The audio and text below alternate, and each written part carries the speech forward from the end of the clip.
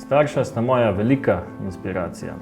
Naučila sta me, da je vse mogoče, če tudi se nam zdi težko, so edine omejitve tiste, ki si jih postavljamo sami. In to je eden od razlogov, zakaj smo danes tako uspešni in prisotni po vsem svetu. Že kot otrok sem se sprehajal po očetovi delavnici in rad sem ga opazoval pri delu. Kot najstnik sem postajal vse bolj vpleten v delo in vidno več časa sem začel preživljati v podjetju, samo delo pa me je pričelo izpolnjevati. V podjetju imamo vsak dan skupno družinsko kosilo, ki ga pripravi mama. Ni pa to ravno običajno kosilo, saj je tema pogovor običajno posel, se pa pravzaprav vsa naša življenja vrtijo okrog podjetja in s tem skupaj živimo.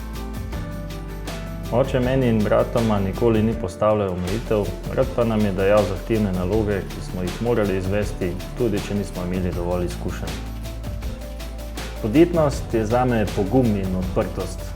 To je tista ključna sestavina v življenju, ki te žene naprej in je nekako vodilo, da se ne omejuješ v svojih ambicijah, se ne bojiš porazov, ker veš, da so ti porazi del procesa in del poti do uspeha.